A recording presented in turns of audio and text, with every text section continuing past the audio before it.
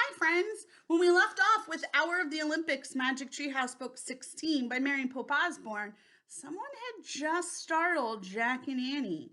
Let's keep reading to find out who it is. Chapter 3, The Secret Poet. The bearded man smiled at Annie. My name is Plato, he said. Plato, said Jack. That name sounded familiar. You may have heard of me, the man said. I am a philosopher. What's that mean? Asked Annie. A lover of wisdom, said Plato. Wow, said Annie. Plato smiled at her. It's odd to see a girl walking so bravely through Olympia, he said. You must be from far away. We're Jack and Annie, said Annie, and we come from Fog Creek, Pennsylvania. It's very far away. Plato looked puzzled. Annie turned to Jack. I think we should show him our cards, she said in a low voice. He's a lover of wisdom. Jack nodded. He reached into his bag and took out the secret library cards. He showed them to Plato. The letters M and L that stood for Master Librarian glittered on the cards. Amazing, said Plato. I've never met such young Master Librarians. Why have you come to Olympia? Jack pulled out the piece of paper with the title of the story. We're looking for this story, he said. Oh, yes, said Plato softly. This was written by a brilliant poet, a friend of mine, in fact. Do you know where the poet lives? Asked Jack. Very near here, said Plato.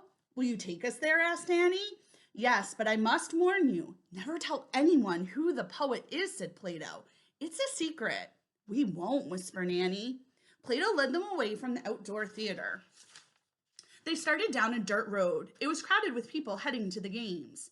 Plato stopped at the door of a sand-colored house with a brick roof. He opened the door and led Jack and Annie into an empty courtyard. Wait here, he said. He disappeared through a doorway. Jack and Annie looked around. Rooms opened onto the sunny courtyard. Everything was quiet. The people who live here must have gone to the games, said Annie. I bet you're right, said Jack. He pulled out the Greek book and found a picture of a house. He read aloud. Men and women lived in separate parts of a Greek house. Women spent most of their time spinning and weaving and taking care of the kitchen. Boys were sent away to school when they were 7. Girls were not allowed to go to school. Girls can't go to school, said Annie. How do they learn to read and write? At that moment, Plato returned. With him was a young woman dressed in a long tunic with a colored border. She was holding a scroll. Annie smiled a big smile. Finally, she said, another girl. Jack and Annie, meet our secret poet, said Plato. Chapter 4, Not Fair. The young woman smiled at Jack and Annie. How did you learn to read and write? Annie asked. I taught myself, the woman answered. She wrote a poem and brought it to me, said Plato, because I have written and told people that I think Greek girls should go to school and learn things. Is that the poem? Said Jack. He pointed to the poet's scroll. Yes, said the young woman. It's a wonderful story, said Plato, but she will get in trouble if it is read in our land. You must take it back to your faraway home where it will be safe. The poet handed Jack her scroll. He put it into his bag. Tell us your name, said Annie, so we can tell people who wrote the story.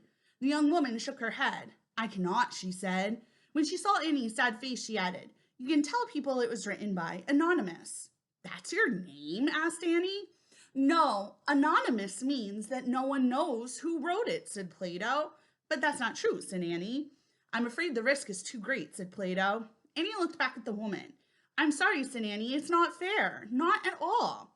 The poet smiled at her. I am happy that you will take my story to your country, she said. Perhaps someday women everywhere will write books just like men. They will, said Jack, I promise. The young woman looked at him puzzled. It's true, said Annie. Thank you, Annie, the young woman said, and thank you, Jack. She bowed, then hurried out of the courtyard.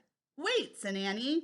She started to go after the poet, but Plato stopped her. Come along, he said, the games will start soon.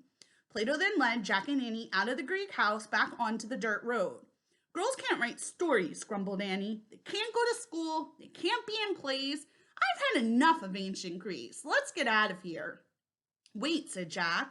What about the Olympics? Oh, yes, said Annie. Her eyes got brighter. I almost forgot. Well, said Plato slowly, I would like to take you both to the games. I have special seats in the viewing box. However, he looked at Annie. Don't tell me, she said. Girls can't go to the Olympics either. Plato shook his head. A girl will get in terrible trouble if she goes to the games, he said. Annie sighed. It's really, really not fair, she said. I'm sorry, said Plato.